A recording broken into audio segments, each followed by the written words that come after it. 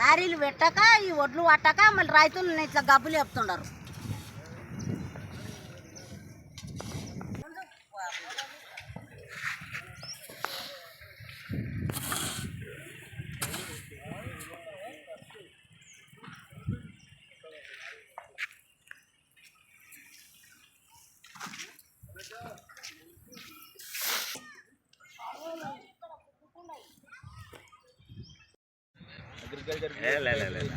అట్లా కాదు 10 నిమిషాలు అయిపోయింది వయసు.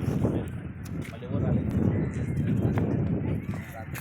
ఎవరైనా నాయకులు వచ్చి ఆ పార్టీ రాలేదు.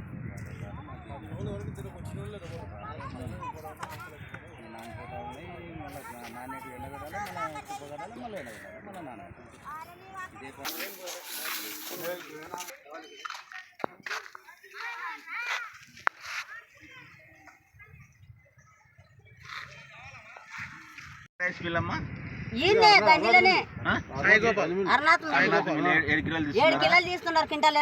ఒకసారి చూడాలి. 7 కిలోలు తీస్తున్నారంట.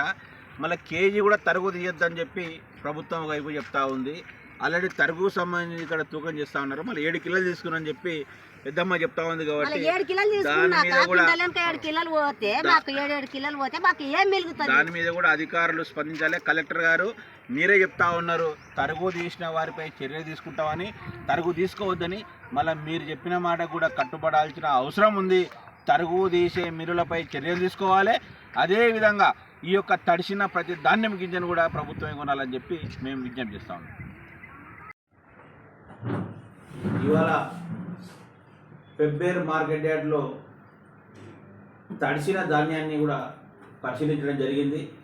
మన జిల్లాలో ఎక్కడ చూసినా రైతుల గోస అదే విధంగా ఉంది. ఏ ఒక్కతోనో బాగుందని లేదు, జిల్లా మొత్తం కూడా అదే విధంగా ఉంది. సివిల్ సప్లై అధికారి నిర్లక్ష్యం వల్ల ఈరోజు జిల్లా రైతాంగం ఇబ్బందులు పడుతూ ఉంది. రాష్ట్ర ప్రభుత్వం అప్రతిష్ట పాలవుతూ ఉంది. ఈరోజు అధికార నిర్లక్ష్యంతోనే కారణం ఇదల్లా. ఎందుకంటే రాష్ట్రంలో ఈరోజు జిల్లాలో చూసుకున్నా కూడా జిల్లాలో ఎంత వరి నాటినరో ఒక నివేదిక ఉంటుంది, అగ్రికల్చర్ ఆఫీసర్ నుంచి ఉంటుంది. మరి మన జిల్లాకు ఎంత ధాన్యం వస్తుంది, వాటికి ఇప్పుడు ఎలిజిబుల్ రైస్ మిల్లులు ఎన్ని ఉన్నాయి, మిగతా వాటిని గోదాములలో ఎంత నిల్వ చేయాలి, ఎక్కడికి పంపాలి అనేది ఒక అధికారులు అంచనా వేసుకోవాలి. కానీ వీళ్ళు నిర్లక్ష్యం అంటే ఆయన ఎన్ని చెప్పినా తక్కువనే. ఆయనకు ఓన్లీ కమిషన్లు ఇస్తేనే పనిచేసే డిఎస్ఓ గారు ఆయన పైసల బదులు మనం బియ్యంగానం పొక్కుతాడో తెలియదు, కానీ ఏం నాలెడ్జ్ లేకుండా పోతుంది, జీరో నాలెడ్జ్. అరే తెలియదా ఎన్ని మెట్రిక్ టన్నుల ధాన్యం వస్తుంది, మనకు ఎక్కడ నిల్వ చేయాలనేది సోయి కూడా లేదు. ఈరోజు 100% కట్టిన రైస్ మిల్లులకు కూడా టెండర్ పేరుకు సంబంధించి 36 రైస్ మిల్లులు ఎలిజిబుల్ ఉన్నాయి మనతో. వాటికి ఇంతవరకు ఇవ్వలేదు. గత సీజన్లో కూడా చెప్పినాం, వాటికి ఇస్తే సగం ప్రాబ్లం తగ్గుతుందంటే వర్షాకాలంలో డబ్బులు ఎక్కువ వస్తాయని చెప్పి మంచిదానంతా సిద్దిపేటకు తరలించారు కమిషన్ బస్తా కింద. మరి ఇప్పుడు సిద్దిపేటకు తరలించారు కదా, ఆయన ఇన్ఫ్లుయెన్స్ ఉపయోగించి ఇప్పుడు చేయడు, ఎందుకంటే దాన్ని ఎవరు తీసుకోరు కాబట్టి.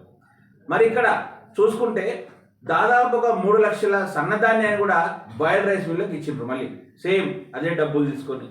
నిజంగా బాయిల్డ్ రైస్ మిల్ ఉద్దేశం ఏంది, లావు రకం తీసుకోవాలి, లావు రకం వాళ్ళకి ఇవ్వాలి, అలాట్మెంట్ చేయాలి. కానీ డిఎస్ఓ వాళ్ళతో డబ్బులు తీసుకొని వాళ్ళకు సన్న బియ్యం ఇస్తారు. మరి రైస్ మిల్లు కూడా సన్న వేయాలి కదా.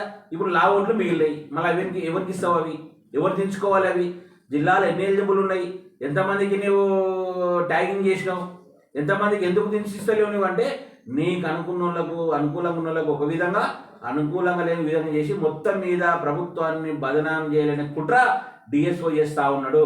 దాని వెనుక చాలా మంది ఉన్నారు. కానీ ఎందుకు మరి ఏం చేస్తలేరు, ముందు చూడాల్సిన బాధ్యత డిఎస్ఓది. సరే డిఎస్ఓకి సోయి లేదు, ఆయనకు దీని మీద లేదు, డబ్బులకే చేసిన. మరి కలెక్టర్ గారు ఏం చేస్తారు, కలెక్టర్ గారికి ఒక ఐడియా ఉండాలి కదా, మనకి ఎంత ధాన్యం వస్తుంది, ఎక్కడ తెచ్చుకోవాలనేది. సరే కలెక్టర్ కూడా లేదనుకో, కలెక్టర్ కూడా ఆలోచన లేదనుకో, మరి ప్రజాప్రతినిధులు నాయకుల ఓట్లు వేసుకున్న నాయకులకు ఉండాలి కదా, ఎమ్మెల్యేలకు మంత్రులకు.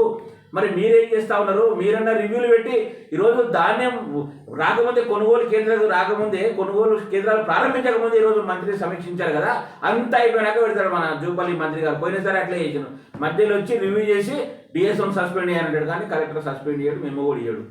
ఏం మాట చెల్లుబాటు అవుతుంది, ఏమిది రాష్ట్ర క్యాబినెట్ మంత్రి నీ మాటకే ఇవ్వలేకపోతే మామూలు ప్రజానీకానికి ఎవరు పట్టించుకుంటారు? కలెక్టర్ గారు, వనపర్తి కలెక్టర్ గారు. ఒకసారి ఆలోచించుకోవాలి. ఈరోజు రాష్ట్ర క్యాబినెట్ మంత్రి అంటే ఈరోజు మీది కాదు. మీ మాట చెల్లుబాటు కాకపోతే రాష్ట్ర ప్రభుత్వం మాట పోతుంది. ఈరోజు మనం ఎన్నుకున్న ప్రభుత్వానికి ఇబ్బంది మాట లేకపోతే ఈరోజు రాష్ట్ర ప్రజలే ఈరోజు ఇబ్బందులు పాలవుతా ఉన్నారు. ప్రజలకే ఈరోజు నష్టం కలుగుతుంది. కాబట్టి దీనిపైన ఆలోచించుకోవాలి. నిన్న గద్వాల్లో 5 మిల్లులకు ఇచ్చారు. 100% పూర్తి చేసిన వాళ్ళకు అలాట్మెంట్కి వచ్చింది ఆ కమిషన్. మన వనపర్తి జిల్లాలో ఎందుకు రాలేదు? వనపర్తి డిఎస్ఓ కూడా స్పీడప్ చేయాలి కదా. 36 మంది ఎలిజిబుల్ ఉన్నారు కదా, వాళ్ళతో నోట్ తీసుకొని అప్లికేషన్లు తీసుకొని ఆ కమిషనర్ ఆఫీస్ పంపించి అక్కడ నుంచి ఇంటికి తెప్పించుకోవాలి కదా. సగం కాలేదు కదా. ఇంకోటి ఫంక్షన్ హాల్లో తీస్తున్నారు, గోదావరిలో తీస్తున్నారు. దాని ప్రొసీజర్ ఏంటి? స్టేట్ వేర్ హౌసింగ్ కార్పొరేషన్ నుంచి అండర్టేకింగ్ తీసుకొని వాళ్ళ ఆధీనంలో నిల్వ చేయాలి. వీళ్ళేమంటారు? మిల్లులకు ధాన్యానికి ఎవరు అనుమతి లేదని చెప్పి ఈరోజు చూసినాం జాయింట్ కలెక్టర్ గారు. నిజంగా కరెక్ట్ అండి? మిల్లులు గోదాములు దించడానికి ఎవరు అనుమతి లేదా? రేపు పొద్దున మొన్న చూసినాం 9 కోట్ల మాయం ధాన్యపై కస్టడీలో ఉన్నటువంటి డిఎస్ఓ ఈరోజు ఏం చర్యలు తీసుకున్నారు? ఈరోజు జేసీగా మీరు ఉంటారు, ఎంఆర్ఓ ఉంటారు, ఏ మండలికి ఆ ఎంఆర్ఓ కస్టడీని అని దించుతారు. ఆ ఫంక్షన్ హాల్ అమ్ముకుంటాడు, గోదాముడు అమ్ముకుంటాడు. రేపు పొద్దున ఆ నష్టం ఎవడు భరించాలి? అధికారి ట్రాన్స్ఫర్ అయిపోతాడు కదా, ఎవడు భరించాలి? బాధ్యుడు ఎవడు? అదే రైస్ మిల్లర్లకు ఇస్తే వాళ్ళు మీకు వాళ్ళతో ఉంటాయి కదా, రిటర్న్ మీకు కట్టించుకుంటారు కదా ఎన్ని రోజులకైనా. మీరు ఎందుకు దాని మీద ఆలోచిస్తలేరు? ఇంకోటి ట్రాన్స్పోర్ట్ కూడా స్కామ్ అని చెప్పినాము, అది కూడా ఫెయిలు. ట్రాన్స్పోర్ట్ ఫెయిలు, ధాన్యం కొనుగోలు ఫెయిలు, ఈరోజు గోదాములు ముందస్తు జాగ్రత్తలో ఫెయిలు, జిల్లా యంత్రాంగం అంతా కూడా ఫెయిలు. అందుకే చెప్తా ఉన్నాం, జిల్లా కలెక్టర్ గారిని తక్షణమే బదిలీ చేయాలని చెప్పి మేము డిమాండ్ చేస్తూ ఉన్నాం. ఎందుకంటే గత 2 సంవత్సరాల కాలంలో చూసినాం ఎక్సైజ్ సూపరింటెండెంట్ కూడా సస్పెండ్ చేయించింది బీసీ పొలిటికల్ చేసిన విధులకు హాజరైతలేడని. సివిల్ సప్లై డిఎంగా ఉన్నటువంటి ఇర్ఫాన్ని బదిలీ చేసి తర్వాత సస్పెండ్ చేయించింది బీసీ పొలిటికల్ చేసి. బీసీ వెల్ఫేర్ ఆఫీసర్ సుబ్బారెడ్డి గారిని ఆయన అక్రమంగా నిధులు వాడుకోవడం చెప్పి సస్పెండ్ చేయించింది బీసీ పొలిటికల్ చేసి.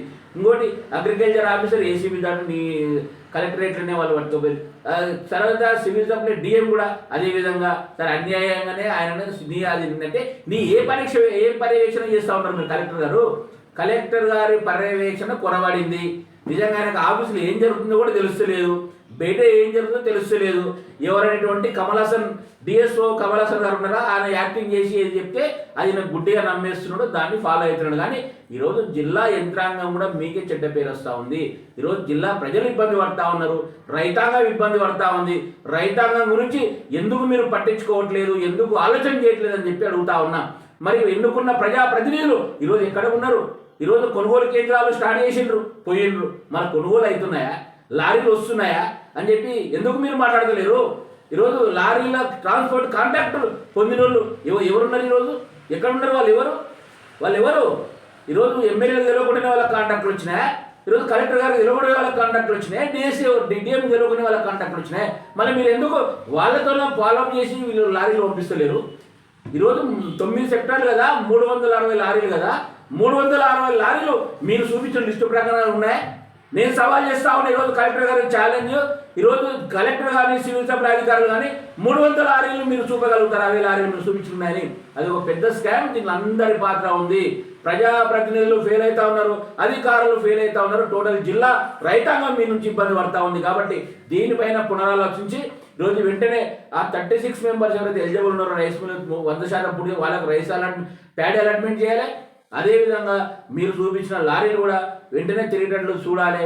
ఇదే విధంగా ధాన్యాన్ని కూడా ఈరోజు ఎవరు కష్టపడి ఉన్నారు ఏందనేది ఒకసారి జాగ్రత్తగా చూసి వాళ్ళ గోదాములలో దించాలని చెప్పి మేము మరొకసారి కోరుకుంటూ, అదేవిధంగా నేను అకాల వర్షానికి మొన్న ఒక వర్షం వచ్చింది, నిన్న అకాల వర్షానికి అంతా కూడా ధాన్యం తడిచిపోయింది. రైతాంగం కూడా నెలల తరబడి ఈరోజు కళ్ళలో తీవ్ర ఇబ్బందులు ఎదుర్కొంటూ ఉన్నారు. కాబట్టి తడిచిన ప్రతి ధాన్యం గిన్నెను కూడా ప్రభుత్వమే కొనుగోలు చేసి ఈరోజు రైతాంగాన్ని ఆదుకోవాలని చెప్పి మేము విజ్ఞప్తి చేస్తా ఉన్నాం.